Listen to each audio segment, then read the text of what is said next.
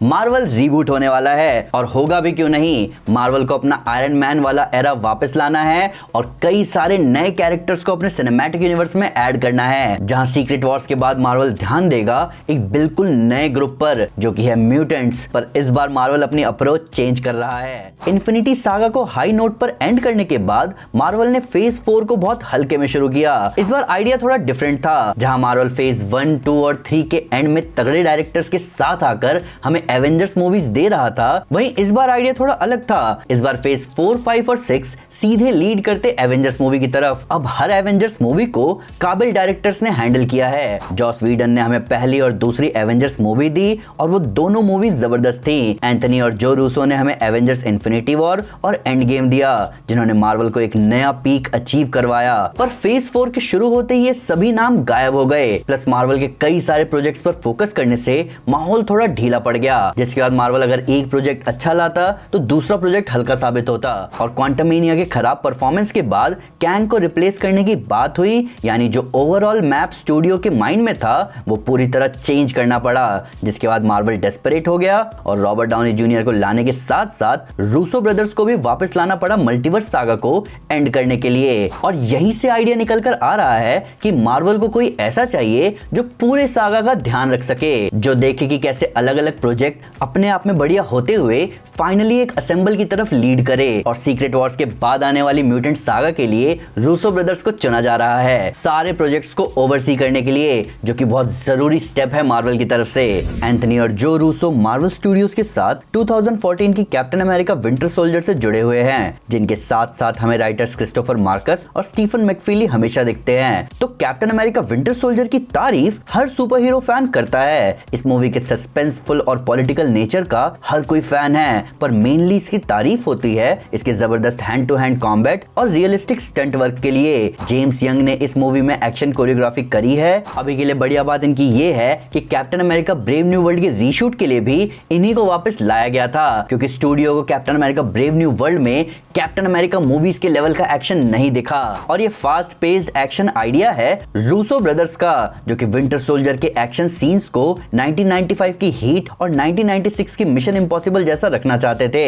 अगर आपको यही एक्शन का लेवल इन्फिनिटी वॉर और एंड गेम में लगा तो वहां भी रूसो ब्रदर्स का यही अप्रोच था। इन सब के ऊपर रूसो ब्रदर्स का इन्फ्लुएंस और गहरा हो जाता है जब आपको पता चलेगा कि कौन कौन से एक्टर्स ये डायरेक्टर्स एमसीयू में लेकर आए हैं। टॉम हॉलैंड को स्पाइडरमैन के रोल में रूसो ब्रदर्स ने ही कास्ट किया। चैडविक बोसमैन को ब्लैक पैंथर के रोल के लिए भी रूसो ब्रदर्स ने ही चुना। ये कास्टिंग हुई थी कैप्टन अमेरिका सिविल वॉर के दौरान। यहाँ तक कि एंथनी मैकी को फैल्कन के रोल में भी रूसो ब्रदर्स ने ही कास्ट किया है, जिसकी वजह से रूसो ब्रदर्स के captain America brave new world के एग्जीक्यूटिव प्रोड्यूसर्स होने की बात चल रही थी हाल फिलहाल। तो आप कहीं ना कहीं समझ सकते हो कि ऑलरेडी रूसो ब्रदर्स का बहुत जबरदस्त इन्फ्लुएंस है मार्वल पर। जब जॉस व्हीडन दूसरी एवेंजर्स मूवी डायरेक्ट करके हटे तो उन्होंने कहा कि वो इतने सारे कैरेक्टर्स को हैंडल करते करते थक गए, इसलिए मार्वल सोच में पड़ गया कि अभी तो इन्फिनिटी वॉर में पूरी सुपर हीरोज की आर्मी को मैनेज करना है, तब क्या होगा। तब रूसो ब्रदर्स ने ये जिम्मेदारी ली, जो कि मल्टीपल कैरेक्टर्स बहुत समय से हैंडल करते आ रहे हैं। अरेस्टेड डेवलपमेंट और कम्युनिटी ऐसी टीवी सीरीज है जहां एक बार में कई सारे कैरेक्टर्स को हैंडल करना पड़ता है। और रूसो ब्रदर्स ने ना ही सिर्फ प्रोजेक्ट को संभाला बल्कि अपने जबरदस्त काम से अपना नाम भी बनाया।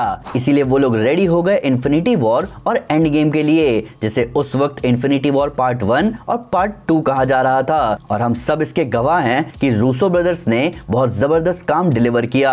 अभी मार्वल सिनेमैटिक यूनिवर्स में फेज 4 और फेज 5 ने बैक टू बैक हिट्स और मिस दिए हैं। फेज 4 में मार्वल ने पहली बार लॉस देखा एटर्नल से, फिर मार्वल और सोनी को भयंकर सक्सेस मिली स्पाइडरमैन नो वे होम से, फिर फेज 5 में एंटमैन 3 और दी मार्वल से लॉस मिला, जिसके बाद डेडपूल एंड वुल्वरीन ने फिर से मार्वल को भयंकर सक्सेस दी। अब इन्हीं सब के बीच मार्वल को समझ आ रहा है कि उनके पास मटेरियल तो है, पर फिलहाल वो लोग स्ट्रक्चर लैक कर रहे हैं। मार्वल अभी इतना स्ट्रक्चर लैक कर रहा है कि फेज 5 की एंडिंग कहीं से भी फ्यूचर से कनेक्टेड नहीं दिख रही है, क्योंकि फेज 5 के एंड के प्रोजेक्ट्स ग्राउंडेड है जबकि फ्यूचर पूरी तरह कॉस्मिक है। और इन्हीं चीजों पर ध्यान देने की जरूरत है। ऐसा नहीं है कि मार्वल पहले भी बहुत स्ट्रक्चर्ड था। मार्वल ने थैनोस को टीज कर दिया था पहली एवेंजर्स मूवी में, फिर उसके बाद थैनोस की झलक दिखी Guardians of the Galaxy movie में, फिर Thanos Avengers Age of Ultron के पोस्ट क्रेडिट सीन में दिखा, जिसके बाद पहली बार थैनोस एक्शन में दिखा एवेंजर्स इन्फिनिटी वॉर में। पूरा फेज 3 इधर उधर फैला हुआ था, सिवाय डॉक्टर स्ट्रेंज मूवी के बाकी सभी मूवीज में इन्फिनिटी स्टोन्स की बात बंद हो चुकी थी। सोल स्टोन को लेकर कई सारी थ्योरी सामने रखी गई,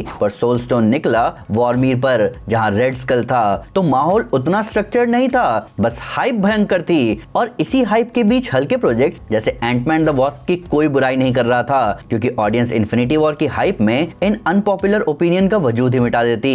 तो माहौल कभी स्ट्रक्चर्ड नहीं रहा है। रीशूट हमेशा से होते रहते थे और पहले भी फेज 2 के प्रोजेक्ट्स को लेकर लोग क्रिटिकली थे। यहाँ फिर रूसो ब्रदर्स ने कैप्टन अमेरिका सिविल वॉर में एवेंजर्स को डिवाइड कर दिया, जिसका रिजल्ट दिखा इन्फिनिटी वॉर में एवेंजर्स का अलग अलग होकर थैनोस से हारना। ये इतना स्ट्रक्चर भी रूसोज ने ही हैंडल किया।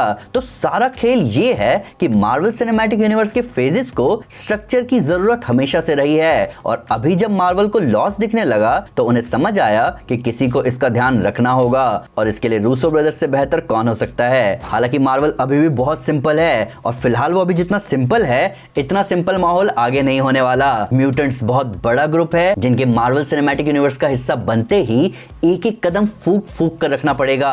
म्यूटेंट्स के आने से दुनिया बदल जाएगी। मार्वल की रीबूट होने की बात पहले ही हो रही है, और इस रीबूट हुई दुनिया में बहुत सारे म्यूटेंट्स होंगे। मार्वल अभी जिस एक्समेन प्रोजेक्ट पर काम कर रहा है वहां ओरिजिनल एक्समेन टीम को सामने लाने की बात हो रही है। मैंने आपको हमारी वुल्वरिन एक्टर वाली वीडियो में भी बताया था कि इस टीम में एंजल, आइसमैन, जुबली, गैम्बिट और किटी प्राइड हमें दिखेंगे। पर एक्समैन एक टीम तक लिमिटेड नहीं है। यहाँ एक्समैन है, मैग्नीटो की ब्रदरहुड है, फ्यूचर के म्यूटेंट्स हैं और पास्ट के म्यूटेंट्स है। अब आप ये इमेज देखो, यहाँ आपको कितने म्यूटेंट्स दिख रहे हैं। इतने म्यूटेंट्स को मैनेज करना होगा मार्वल सिनेमैटिक यूनिवर्स में, वो भी बाकी सुपर हीरो स्टोरीज को साथ में लाते हुए, जहां एक एवेंजर्स टीम है, थंडरबोल्ट्स है, मिडनाइट सन्स है, फैंटास्टिक फोर है और नए सुपर विलन्स भी। तो हाँ, यहाँ मैनेज करने को बहुत कुछ है। म्यूटेंट्स को फॉक्स मार्वल यूनिवर्स में बहुत अच्छे से दिखाया गया है, पर कभी इंडिविजुअल कैरेक्टर्स पर ठीक से फोकस नहीं किया गया। साइक्लॉप्स, जीन, स्टॉर्म जैसे कैरेक्टर्स अपने अपने सोलो प्रोजेक्ट्स डिजर्व करते हैं, पर सोलो प्रोजेक्ट्स के लिए मैंने आपको मेरी Deadpool and Wolverine new post credit scene वाली वीडियो में बताया था कि फॉक्स स्टूडियोज में एक्टर्स को कितने पापड़ बेलने पड़ते थे, रायन रेनॉल्ड्स को कितने ना सुनने पड़े डेडपूल प्रोजेक्ट को ग्रीन लिट करवाने के लिए। चैनिंग टेटम ने अच्छा खासा डेवलपमेंट हेल झेला है गैम्बिट प्रोजेक्ट के लिए। इवन ह्यूग जैकमैन को भी सालों फॉक्स मूवीज में दिखते रहना पड़ा